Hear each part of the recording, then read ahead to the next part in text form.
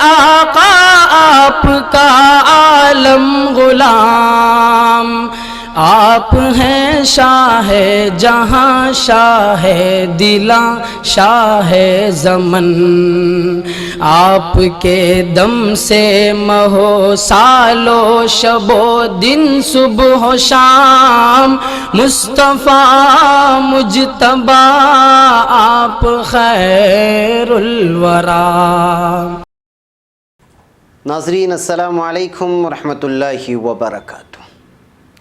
میں ہوں آپ کا میزبان انصار عزیز ندوی، اور آپ اس وقت سیدھی بات کا خصوصی پروگرام ذکر میرے حبیب کا صلی اللہ علیہ وسلم دیکھ رہے ہیں۔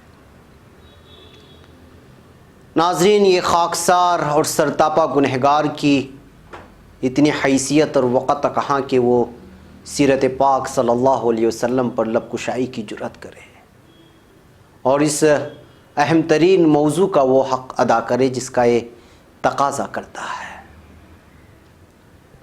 تاہم میں بساط بھر کوشش ضرور کروں گا کہ آپ کے سامنے سیرت پاک صلی اللہ علیہ وسلم کے حوالے سے کچھ حقائق لائے جائیں اور سیرت پر لکھی گئی معتبر کتابوں سے استفادہ کرتے ہوئے موضوع کے اہم ترین گوشوں پر روشنی ڈالی جائے۔ ناظرین، ممکن ہے زبان لڑکھڑا جائے اور زبان کی لکنت کچھ عرض کرنے کی راہ میں رکاوٹ بن جائے، اس لیے دعا کریں کہ اللہ تعالیٰ زبان کی لکنت کو دور فرمائے اور ذہن کی تنگی کو دور فرمائے، آمین۔ ناظرین، آئیے ایک بار آپ صلی اللہ علیہ وسلم کی بارگاہ اقدس میں درود کا نذرانہ پیش کرتے ہیں۔ اللہم صلی علی سیدنا محمد وعلی آل سیدنا محمد وبارک وسلم۔ ناظرین، جیسا کہ آپ جانتے ہیں، بعثت نبوی صلی اللہ علیہ وسلم سے پہلے کئی ممالک کے حالات کا جائزہ لینے کی میں نے کوشش کی۔ کبھی تاریخ کی کتابوں سے پوچھا تو کبھی سیرت کی کتابوں کی ورق گردانی کی، پھر میں نے 6 صدی مسیحی دور کی تاریخ کے آئینے میں جھانک کر دیکھنے کی کوشش کی تو پتہ چلا کہ یہ دور انسانی تاریخ کا سب سے تاریک ترین دور تھا۔ حضرت عیسیٰ علیہ السلام کی دنیا سے پردہ فرمانے کے بعد صدیاں گزر چکی تھی، انسان اپنے جوہر انسانیت ہی سے محروم ہو چکا تھا، وہ اخلاق و کردار سے بغاوت کی ایسی کھائی میں گر چکا تھا جہاں سے اس کا لوٹ آنا ناممکن سا لگتا تھا، سیاہ کاریوں کی دلدل میں اپنی گردن تک دھنس چکا تھا کہ وہ خود اپنی شناخت سے ہی بے خبر ہو گیا تھا۔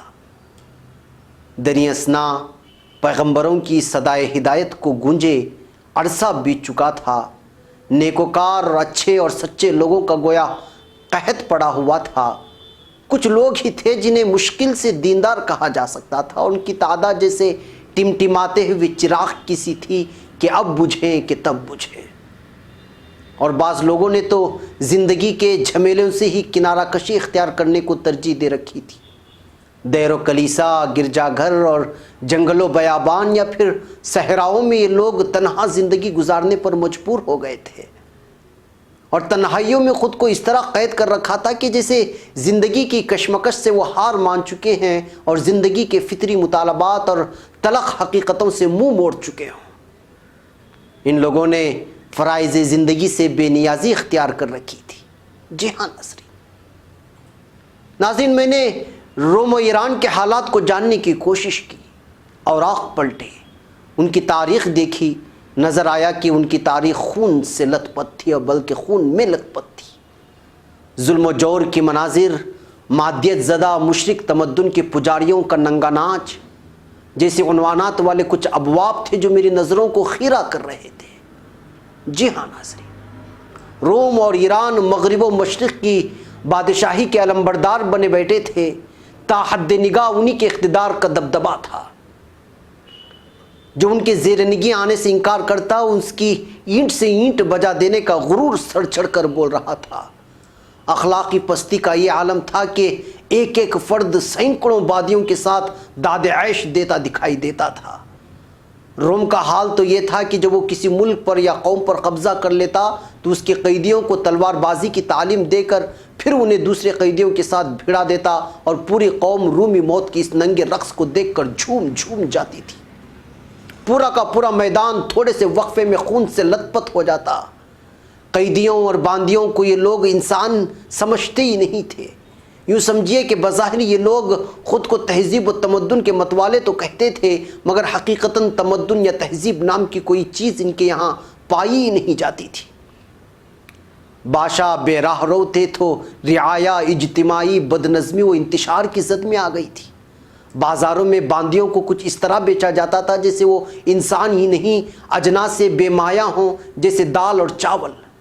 عریانیت اور بے حیائی کا ایسا دورہ تھا کہ بھرے بازار میں مرد و خواتین اپنی جنسی ہوس مٹانے میں کسی قسم کی جھجک محسوس نہیں کرتے، اور کسی کی مجال نہیں تھی کہ ان کی بیکار بے حیائی میں مخل ہو سکے۔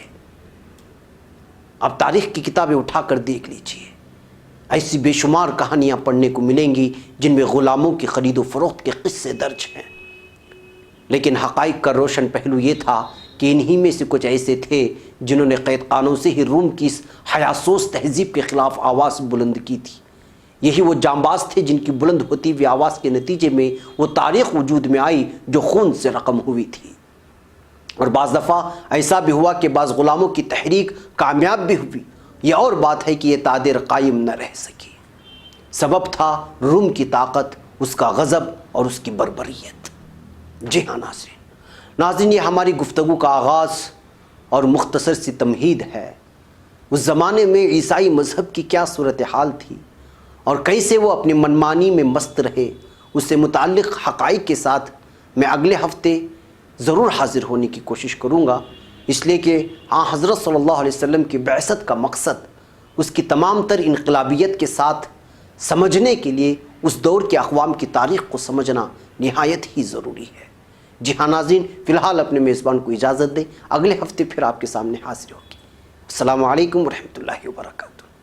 آپ ہیں عالم کے آقا، آپ کا عالم غلام، آپ ہیں شاہ جہاں، شاہ دلاں، شاہ زمن، آپ کے دم سے مہو سالو شب و دن، صبح و شام مصطفیٰ مجتبیٰ، آپ خیر الورا۔